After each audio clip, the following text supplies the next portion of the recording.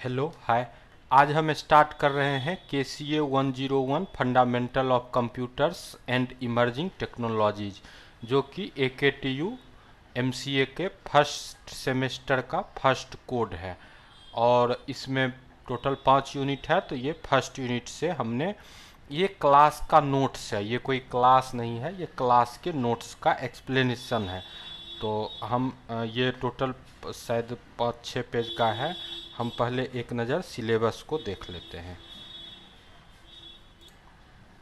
ये आपका सिलेबस है। तो ये सिलेबस आप देख रहे हो, ये MCA फर्स्ट ईयर 2020 और 21 से जो नया कोर्स आया था 2 ईयर वाला MCA, उसका है। तो उसी का ये जो फर्स्ट KCA 101 है।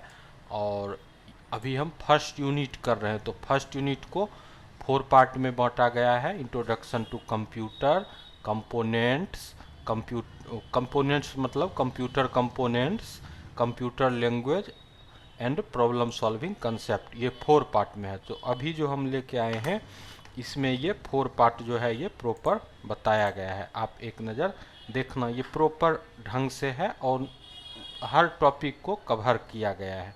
क्लास में जैसे अगर इसको पढ़ते हैं तो कम से कम 1 वीक लगता है, मतलब 4-5 घंटा पढ़ने में लगता है।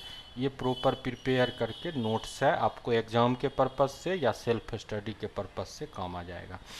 तो सबसे पहले हम ले लेते हैं, कहता है इंट्रोडक्शन टू कंप्यूटर। में कंप्यूटर का डिफिनीसन आप अपने अकॉर्डिंग लिख सकते हो कि कंप्यूटर क्या होता है। उसके बाद क्या हुआ कि कंप्यूटर का हार्डवेयर के बारे में थोड़ा सा बता देना है, हार्डवेयर में क्या क्या होता है। उसके बाद अच्छा सा एक डायग्राम कंप्यूटर का बनाना है, जिसके अंदर की ये आपका CPU होता है। ये बीच वाला जो हुआ ना, इसी को CPU कहा जाता है। ये जो आप देख रहे हो डब्बा, यही CPU हुआ पूरा पूरा, ये डब्बा CPU।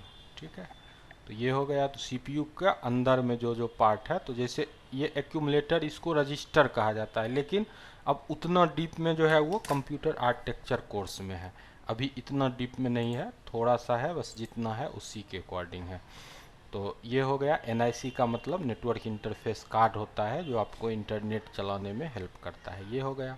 उसके बाद ये सब कंपोनेंट का डिस्क्रिप्शन है। जैसे आप देखोगे सबसे पहले central processing unit, memory, storage, disk, उसके बाद इनपुट एंड आउटपुट डिवाइस और कम्युनिकेशन डिवाइस। तो ये आपका सब डिवाइस मतलब जितना भी था उस CPU के बाद, मतलब एक कंप्यूटर सिस्टम केवल CPU नहीं है, उसके अंदर हमारा कीबोर्ड भी आता है, माउस भी आता है, मॉनिटर आता है, प्रिंटर आता है। तो वो सब मिला के मतलब इनपुट डिवाइस भी होना, आउटपुट डिवाइस भी होना, कम्युनिकेशन डिवाइस भी होना, तो वो सब कुछ यहाँ पर बताया गया है। दूसरा में आते हो तो ये जो ब्लू वाला है ना, ये सिलेबस का डायरेक्ट टॉपिक है। वहाँ पर है कंप्यूटर सॉफ्टवेयर किया हुआ। तो कंप्यूटर सॉफ्टवेयर का डिफिनीसन, उसके बाद सिस्टम सॉफ्टवेयर, एप्लीकेशन सॉफ्टवेयर। तो सिस्टम सॉफ्टवेयर, एप्लीकेशन सॉफ्टवेयर के बाद आप आते हो तो आपको मिलता है कि प्राइमरी, ये मेमोरी। तो मेमोरी में 2 मेमोरी होता है, प्राइमरी और सेकेंडरी। ये ब्लू वाला जितना है सब डायरेक्ट सिलेबस से है, तो आपको हेडिंग खोजने का ज़रूरत नहीं है, और सिलेबस से टू द पॉइंट सब कवर किए हैं। तो मेन मेमोरी होता है, उसको प्राइमरी मेमोरी कहते हैं। सेकेंडरी मेमोरी होता है जिसको एक्सिलरी मेमोरी कहते हैं। ठीक है। उसके बाद आप आ जाते हो तो आपको सॉफ्टवेयर का, तो सॉफ्टवेयर का इंट्रोडक्शन, यानी कि सॉफ्टवेयर का जो एक छोटा सा डिफिनीसन जनरली, या उसको अंडरस्टैंड करने का जो कंसेप्ट होता है वो।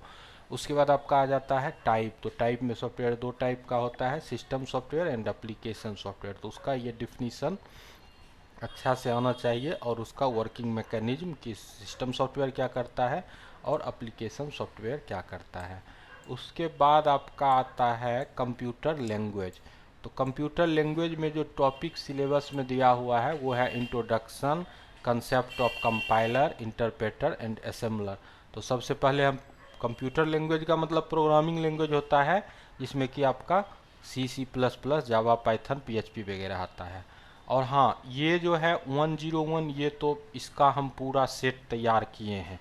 और 102 और 104 यानी कि प्रोग्रामिंग इन C, जो कि 102 है आपका, और एक है आपका मैथमेटिक्स, डिस्क्रीट मैथमेटिक्स, ये दोनों का जो है आप अगर क्लास लगाना चाहोगे तो आप क्लास लगा सकते हो, यहाँ से क्लास लग जाएगा। ये दोनों का अलग अलग टीचर पढ़ाते हैं तो आपको क्लास लग जाएगा, क्योंकि ये नोट का केवल एक्सप्लेनेशन हुआ। और ये इस पेपर में जैसे ये पेपर हुआ, उसके बाद मतलब मैनेजमेंट, प्रिंसिपल ऑफ मैनेजमेंट वाला पेपर हुआ, तो इसको आप खुद से कर सकते हो। लेकिन जो प्रोग्रामिंग नहीं जानते हैं तो उनको प्रोग्रामिंग और डिस्क्रीट मैथ में थोड़ा सा प्रॉब्लम होता है।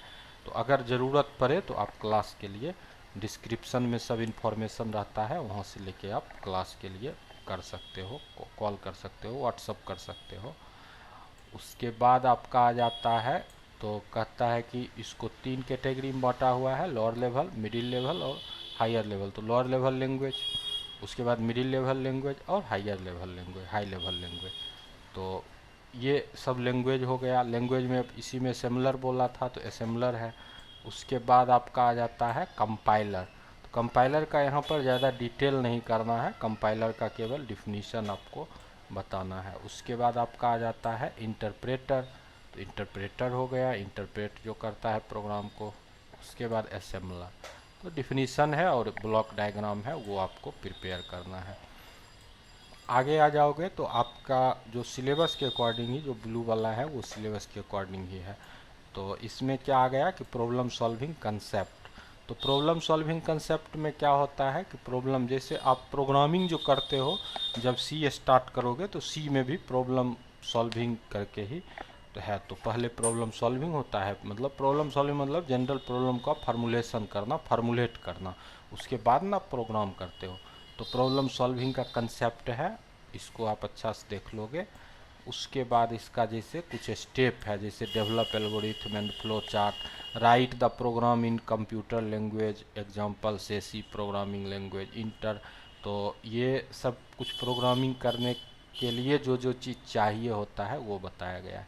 उसके बाद आपका आ जाता है टॉप डाउन डिज़ाइन, क्योंकि देखो प्रोग्रामिंग में दो डिज़ाइन होता है, एक टॉप डाउन होता है और एक बॉटम अप होता है। तो यहाँ पर अभी टॉप डाउन ही जनरली, क्योंकि बॉटम अप जो होता है वो ऑब्जेक्ट ओरिएंटेड प्रोग्रामिंग में, यानी कि आप वहाँ पर होगे सेकेंड सेमेस्टर में 202 पेपर कोड, तो उसमें है। तो वहाँ पर बॉटम का चर्चा है, यहाँ पर टॉप डाउन से ही हमारा काम हो रहा है। तो टॉप डाउन के बारे में बता देंगे। उसके बाद टॉप डाउन का क्या बेनिफिट है, बेनिफिट मतलब एडवांटेज क्या है वो बता दोगे। अब आ जाओगे तो एल्गोरिथम बोला है, तो एल्गोरिथम का डिफिनीशन लिख दोगे। फिर ये ब्लॉक डायग्राम आप चाहो तो बना सकते हो। तो ये तो एल्गोरिथम का कंसेप्ट हुआ और नीचे डिफिनीशन लिखा गया है। उसके बाद एल्गोरिथम को रिप्रेजेंट करने का कितना तरीका होता है। तो एल्गोरिथम को रिप्रेजेंट करने का एक्चुअल में 4 तरीका होता है, 4 वे से किया जाता है। तो एक तो आप यहाँ देखोगे ना तो 3 ही है। तो एक तो स्टेप फॉर्म होता है, दूसरा सूडो कोड होता है, उसके बाद फ्लो चार्ट होता है। और फ्लो चार्ट के बाद एक लिखा हुआ है यहाँ पर नेसी क्या है, एसिड्रम। तो ये भी एक एल्गोरिथम का फ्लो चार्ट तो ही होता है, लेकिन ये भी एक तरीका होता है। तो इसको हमने इसी में, तो 4 तरीका है, आप चाहो 3 ही देना और ये नेसी एसिड्रम हटा देना और आप फ्लो चार्ट रहने देना, तो ये भी सही हो जाएगा। उसके बाद कैरेक्टरिस्टिक्स ऑफ एल्गोरिथम सिलेबस में ही था। तो कैरेक्टरिस्टिक्स ऑफ एल्गोरिथम में ये होता है फाइनाइटनेस, डिफाइनाइटनेस, इनपुट आउटपुट, इसको आप अपना सीक्वेंस में पढ़ लोगे। उसके बाद एडवांटेज और डिसएडवांटेज क्या है एल्गोरिथम का वो पढ़ना है। तो एडवांटेज डिसएडवांटेज हो गया। उसके बाद सिलेबस में है कंडीशन इन सूडो कोड। तो कंडीशन इन सूडो कोड में, जो कंडीशन सूडो कोड में होता है, जैसे प्रोग्रामिंग जो पढ़ रहे होंगे या देखे होंगे 12th वगैरह में, तो उसमें जैसे इफ इल्स होता है, तो इफ देन इल्स इंडिफ, ये सब जो स्टेटमेंट होता है उसी को कंडीशन कहा जाता है। तो यहाँ पर लाइटली बताया गया है, जैसे इफ देन का केस कैसे लगेगा। उसके बाद आपको दूसरा कहता है कि लूप कैसे काम करेगा। लूप में अभी आप 3 टाइप का लूप जैसे देखते हो, एक तो व्हाइल होता है, एक डू व्हाइल होता है और फॉर होता है। तो यहाँ पर हमारा जो है वो व्हाइल और फॉर बताया गया है, और जब प्रोग्रामिंग में पढ़ते हैं तो वहाँ पर सब डिटेल में है। उसके बाद केस क्या होता है, तो ये केस स्टेटमेंट के बारे में है। इस तरह से ये एग्ज़ाम में लिखने के लिए है, क्योंकि इसके एग्ज़ाम में प्रोग्राम लिखने को नहीं आएगा, इसी टाइप का आएगा, तो उसी के अकॉर्डिंग ये है। तो ये आपका लूप हो गया। उसके बाद अनटिल रिपीट कैसे चलता है, तो वो भी यहाँ पर बताया गया है। तो ये इतना सारा जो है इस फर्स्ट आपका जो ये फर्स्ट यूनिट है, तो इस फर्स्ट यूनिट को हमने समराइज कर दिया है। मतलब आपको ज़्यादा किताब ढूंढने की ज़रूरत नहीं है, कुछ करने की ज़रूरत नहीं है। अगर आपको वीडियो अच्छा लगा तो अच्छा से कमेंट कीजिए, सब्सक्राइब कीजिए और शेयर कीजिए। बस अभी के लिए इतना ही, धन्यवाद।